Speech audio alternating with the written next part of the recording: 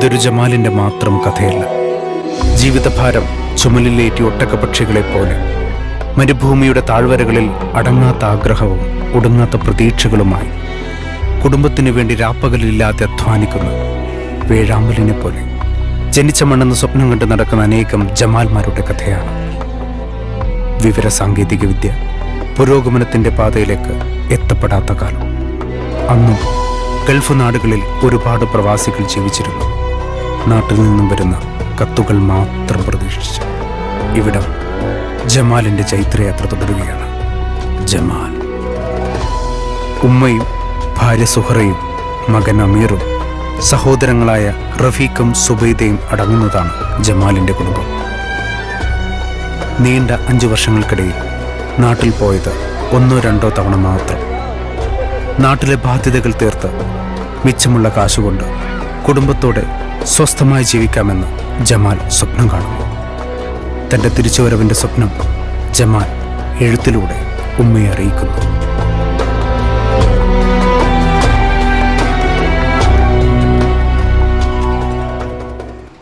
പ്രിയപ്പെട്ട ഉമ്മ അറിയുവാൻ, ഉമ്മാക്ക് സുഖമെന്ന് കരുതുന്നു. പടച്ചവൻ്റെ അനുഗ്രഹം കൊണ്ട് ഞാൻ സുഖമായിരിക്കുന്നു. ഉമ്മായോട് മുൻപ് സൂചിപ്പിച്ചിരുന്നതുപോലെ ഞാൻ നാട്ടിലേക്ക് വരുവാൻ ഉദ്ദേശിക്കുകയാണ്. 5 വർഷം കൊണ്ട് നമ്മുടെ കടമെല്ലാം വീടുവാൻ സാധിച്ചു. ആമീറിന് 10 വയസ്സായി. അവൻ വളരുന്നത് ദൂരെ നിന്ന് കാണുവാനല്ല, അവൻ്റെ കൂടെ നിന്ന് കാണണമെന്നാണ് എൻ്റെ ആഗ്രഹം. ഇനി നാട്ടിൽ വന്ന് നിങ്ങളുടെ കൂടെയെല്ലാം താമസിക്കുവാൻ വലിയ ആഗ്രഹം തോന്നുന്നു. ഞാൻ വിവരങ്ങൾ വിശദമായി സൂറയ്ക്ക് എഴുതുന്നുണ്ട്. നാട്ടിൽ വന്ന് ഉപ്പ ചെയ്തിരുന്ന ചെമ്മീൻ്റെ ബിസിനസ് ചെയ്യണമെന്നാണ് ആഗ്രഹിക്കുന്നത്. റഫീഖിനും സുബൈദക്കും എൻ്റെ അന്വേഷണം. സ്നേഹത്തോടെ, ജമാൽ. ജമാൽക്ക, ഒരു എഴുത്തുണ്ടായിരുന്നല്ലോ. കിട്ടി. നാട്ടിലുള്ള തൻ്റെ കുടുംബവും കൂട്ടുകാരും തൻ്റെ ബിസിനസ്സും സ്വപ്നം കണ്ടു കഴിഞ്ഞിരുന്ന ജമാലിന് കുറച്ചു ദിവസങ്ങൾക്ക് ശേഷം ഒരു കത്ത് വന്നു, ഉമ്മയുടേത്. മോനെ ജമാലെ, അന്റെ എഴുത്ത് വായിച്ചപ്പോ ഉമ്മക്ക് വിഷമായടാ. അന്റെ മോൻ ഈ കുടുംബത്തിന് വേണ്ടി കഷ്ടപ്പെടാൻ തുടങ്ങിയിട്ട് എത്ര കാലായി. അമീറിനെ കാണുമ്പോ ഉമ്മാക്ക് എന്റെ ചെറുപ്പ ഓർമ്മ വരണേ. ഉമ്മാക്ക് എന്നോടൊരു കാര്യം പറയാനുണ്ട്. സുബൈദാക്ക് ഈ ശവ്വാല് 20 തികയും. ഓളെ ആരുടെയും കൈ പിടിച്ചേൽപ്പിക്കണ്ടേ. ആങ്ങളെ ഗൾഫിലുള്ളപ്പോഴേ ഓക്ക് നല്ല ബന്ധം കിട്ടും. അതാ നാട്ടുകടപ്പ്. പൊന്നും പണവും പണ്ടവും കൊടുത്ത് ഓളെ കെട്ടിക്കാൻ എന്റെ റഫീഖിനെ കൊണ്ടാവോ? എന്റെ ജമാലെ, നീ എന്തെങ്കിലും ഒരു പരിഹാരം കാണണം. ഓളെ നിക്കാഹ് കണ്ടിട്ട് ഉമ്മാക്ക് മരിച്ചാ മതി. എന്നെ വിഷമിപ്പിക്കാൻ പറയണല്ല. ഇനിയെല്ലാം എന്റെ കയ്യില്. ഉമ്മയുടെ ആഗ്രഹപ്രകാരം സുബൈദയുടെ വിവാഹം ഭംഗിയായി നടക്കുന്നതിനായി ജമാൽ തൻ്റെ നാട്ടിലേക്കുള്ള പോക്ക് കുറച്ചു വർഷത്തേക്ക് കൂടി നീട്ടി. നീണ്ട 4 വർഷം കഴിഞ്ഞു. സുബൈദയുടെ വിവാഹം ഭംഗിയായി നടന്നു. ഒരു കടമ കൂടി പൂർത്തീകരിച്ച സന്തോഷത്തിലായിരുന്നു ജമാൽ. നാട്ടിലേക്ക് തിരിച്ചു പോകാനുള്ള ജമാലിൻ്റെ സ്വപ്നം വീണ്ടും തളിരിടുകയായിരുന്നു. ജമാൽ ഈ വിവരം സുഹറയെ അറിയിച്ചു. തിരിച്ചു പോകാനുള്ള തയ്യാറെടുപ്പുമായി ജമാൽ. പ്രവാസ ജീവിതം അവസാനിപ്പിക്കാനുള്ള സന്തോഷത്തിലായിരുന്നു ജമാൽ. ഈ അവസരത്തിൽ ജമാലിന് മറ്റൊരു കത്ത് വന്നു, ഭാര്യ സുഹറയുടേത്. പ്രിയപ്പെട്ട ഇക്കാക്ക്, ഒന്നൊന്നായി നമ്മുടെ സ്വപ്നങ്ങൾ പൂർത്തിയാവുകയാണിക്ക. പടച്ചോന്റെ അനുഗ്രഹം കൊണ്ട് നമ്മുടെ എല്ലാ സ്വപ്നങ്ങളും പൂർത്തീകരിക്കട്ടെ. സുബൈദയുടെ നിക്കാഹ് കഴിഞ്ഞപ്പോൾ മുതൽ ഞാൻ ഇക്കായുടെ ഒരു കാര്യം പറയാൻ ഓർക്കായിരുന്നു. ഇക്ക, നമുക്കും വേണ്ട ഒരു വീട്. റഫീഖിന്റെ ഇപ്പോഴത്തെ അവസ്ഥയിൽ ഓനൊരു വീടുണ്ടാക്കാൻ സാധിക്കില്ല എന്നാണ് ഉമ്മ പറയണത്.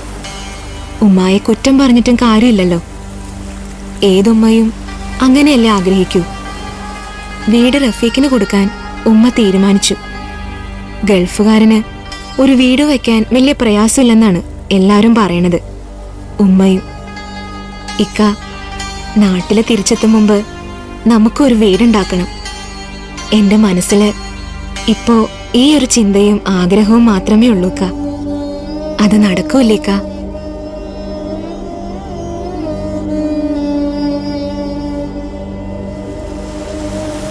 സുഹറയുടെ വീടെന്ന സ്വപ്നം സഫലീകരിക്കുവാൻ ജമാൽ വീണ്ടും ജോലിയിൽ തുടരുവാൻ തീരുമാനിച്ചു.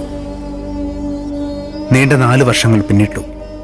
ഈ 4 വർഷങ്ങൾക്കിടയിൽ ജമാലിന്റെ ജീവിതത്തിൽ മറ്റൊരധ്യായം തുറക്കുകയായിരുന്നു. ഇക്ക, വീട് പണി എവിടം വരെയായി? ആ, വീടിൻ്റെ വർക്കെല്ലാം നേരത്തെ കഴിഞ്ഞല്ലോ. കഴിഞ്ഞ പ്രാവശ്യം പോയപ്പോൾ താമസം അങ്ങോട്ട് മാറ്റി. പക്ഷെ ആകെ ഒരു വിഷമമുള്ളൂ, കൂടെ താമസിക്കാൻ ഉമ്മയില്ലാതെ പോയി. എല്ലാം നമ്മൾ പ്ലാൻ ചെയ്യണ പോലെ നടക്കില്ലല്ലോ. അപ്പോൾ പോകാനുള്ളവർക്കൊക്കെ തുടങ്ങിയാ? കഴിയുന്നതും വേഗം പോകണം.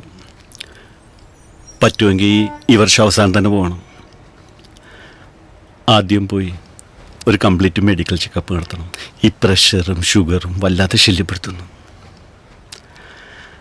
അത് കഴിഞ്ഞ് എന്തെങ്കിലുമൊക്കെ പ്ലാൻ ചെയ്യണം.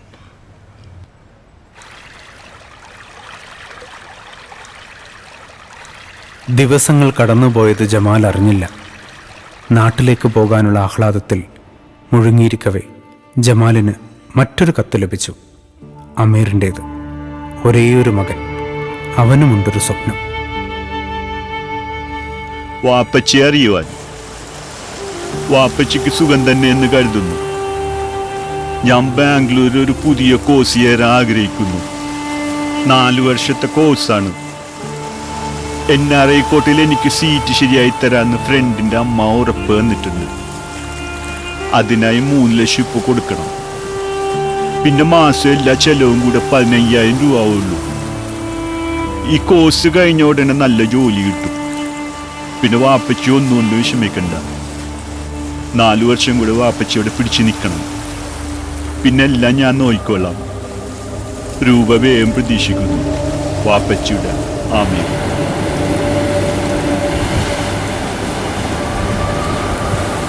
അങ്ങനെ മകന്റെ സ്വപ്നങ്ങൾ സഫലീകരിക്കുവാൻ ജമാൽ തൻ്റെ പ്രവാസം തുടർന്നു. വർഷങ്ങൾ പിന്നെയും പിന്നിട്ടു. അമീറിൻ്റെ പഠനവും പൂർത്തിയായി. ഒടുവിൽ ആ ദിവസവും വന്നെത്തി.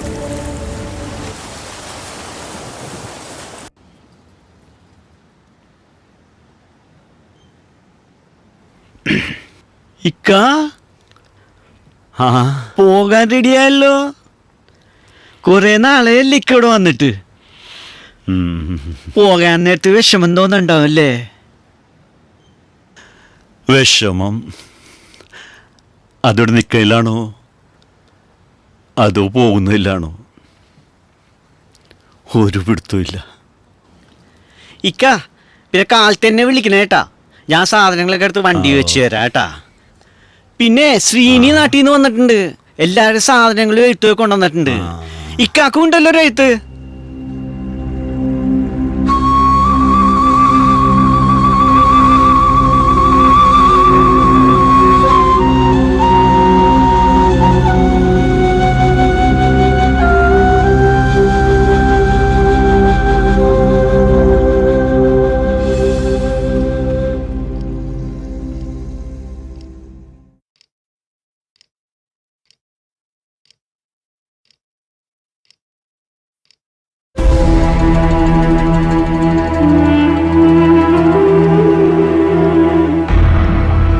വീണ്ടും ഒരു എഴുത്ത്. ജമാൽ ചിന്തയിലായി.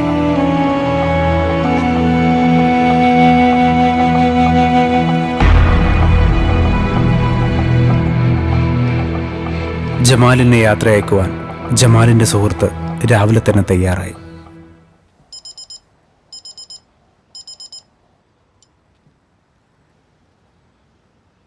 ഇക്ക, ഇക്ക, ഇക്ക, എന്താ ഇക്കണീക്കാത്തത്? ഇക്ക, ഇക്ക, ഇക്ക അല്ല ഇക്ക പോയാ ഇക്ക ഇക്ക അല്ല പറയാണ്ട് പോയല്ലോ ഇക്ക.